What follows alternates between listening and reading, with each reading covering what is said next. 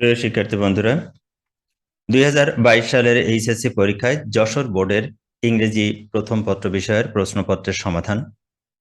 এখানে প্রশ্নটি হয়েছে 3 নম্বর সেটে, অর্থাৎ গ সেট, এবং স্বাভাবিকভাবেই গ সেটের প্রশ্ন হওয়ার কারণে কিছু জটিলতা প্রশ্নে দেখা গেছে। তোমরা এখন দেখে নাও, উত্তরগুলো মিলিয়ে নাও। আশা করি তোমাদের সঠিক উত্তরটি তোমরা এখানে পাবে।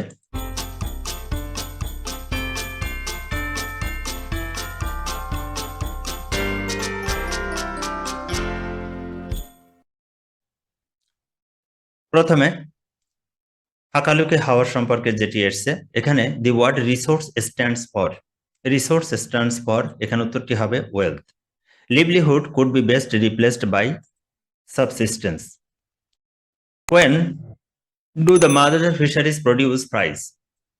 In the rainy season. Why have the bills lost the capacity to provide shelter for mother fish fries? উত্তরটি হবে because of sand deposit from upstream river and canal. What does the word falls means in the passage? এখানে belongs to, এখানে দুটি জেলার অধীনে পড়েছে এটি, সেই জন্য এখানে belongs to. The word aquatic refers to marine. Choose the false statement from the following. এখানে মিথ্যা তথ্য কোনটি, অর্থাৎ সঠিক নয় কোনটি, not true. এটি হলো Hakaluki is surrounded by a river called চাটলা। চাটলা নামে কোনো নদীই নাই, চাটলা একটা বিলের নাম। What does parent fish refer to? Either mother or father fish. The word dewater in the passage implies to drain water. What does the word blessed imply? Gifted. তাহলে এই ছিল প্রশ্ন নম্বর 1 এর সঠিক উত্তর। এবং সেকেন্ড যে প্যাসেজটি আসছে সেটি হলো children must pass through the several stages in their life to become adults. এটি অ্যাডোলেসেন্স থেকে এসেছে। সাজেশনে আমার এই বিষয়টার উপরে অনেক বেশি গুরুত্ব দেওয়া ছিল। তো এখানে যে প্রশ্নগুলো এসছে সেই প্রশ্নগুলো হলো define adolescence in your own words. অ্যাডোলেসেন্সের যে সংজ্ঞাটা দিতে হবে। What are the experiences an adolescent undergoes. কোন কোন অভিজ্ঞতার মুখোমুখি তারা হয়, এখানে ফিজিক্যাল অ্যান্ড সেক্সুয়াল ম্যাচিউরেশন, তার পাশাপাশি সোশ্যাল অ্যান্ড মেন্টাল বিষয় যেগুলো, সেগুলো উল্লেখ করে দিতে হবে।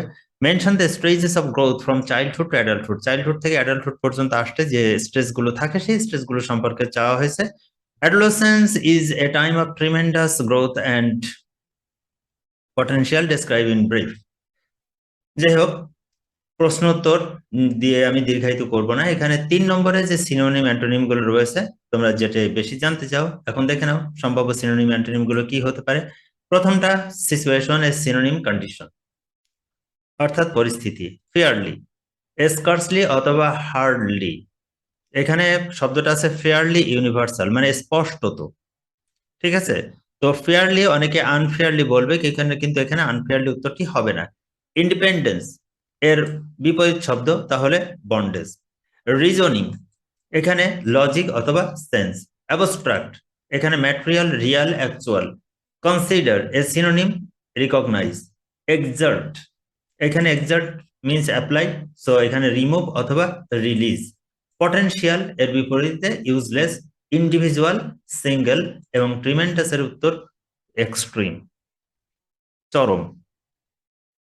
তাহলে এই ছিল সিনোনিম অ্যান্টোনিমের উত্তর। এবার আমরা 4 নম্বর এবং 5 নম্বরের উত্তর দেখব। 4 নম্বরে civility means polite dash or modesty. Polite behaviour অথবা কন্ডাক্ট। ইট অলসো মিন্স অথবা রেফার্স টু, এ দুটো যে কোনোটা দিলে হবে। It is a great virtue of a man. এরপরে we need not spend money. We have to have অথবা possess willingness to attain civility. We have to that some code of conduct, এখানে maintain অথবা obey অথবা observe, and dash the norms of etiquette and of the society, এখানে follow. এবং it dash from society two society, এখানে ভ্যারাইজ অথবা differs. এবার rearranging, এবং এই রিঅ্যারেঞ্জিং নিয়ে বেশ একটু কনফিউশন তৈরি হয়েছে। আমি সরাসরি তোমাদেরকে উত্তরটি বলছি। এখানে প্রথমে যেটি আসবে সেটি হলো the Dhaka metro rail project is a wise and first rated initiative by the current government, এটি দিয়ে শুরু হবে। এবং পরে আসবে বি নম্বর, তারপরে এইচ, এ, সি, ই, জি এবং ডি। এখানে সি এবং ই এই দুটো উত্তর অল্টারনেট হতে পারে, তবে সেটি বোর্ড থেকে সলিউশন না আসা পর্যন্ত বলা যাবে না। আপাতত এটা সঠিক উত্তর। এখানে যদি কেউ ই, সি লিখে থাকে সেক্ষেত্রে উত্তরটা সঠিক হবে বলে আমি আশা করি। এরপরে রাইটিং পার্টে the impact of Facebook on teenagers এবং স্টোরিতে এসছে সাডেন লকডাউন আর সামারি রাইটিং, যেখানে all people dream but not equally those who dream by night in the dusty recesses of their mind. এখানে দুটো উত্তর লিখলে হবে, একটা ড্রিম এর উপরে যেটা আছে সেটি, অথবা নেলসন ম্যান্ডেলার যে ভিশনারি লিডার সম্পর্কে যেটা আছে সেটা লিখলেও হবে। তো এই ছিল তোমাদের জন্য উত্তরপত্রগুলি। আশা করি তোমাদের সকলের সঙ্গে উত্তরটি মিলেছে এবং তোমাদের পরীক্ষা ভালো হয়েছে। তো ভালো থাকবে সকলেই, সকলের শুভকামনা আজকের মতো এখানে শেষ করছি। আল্লাহ হাফেজ।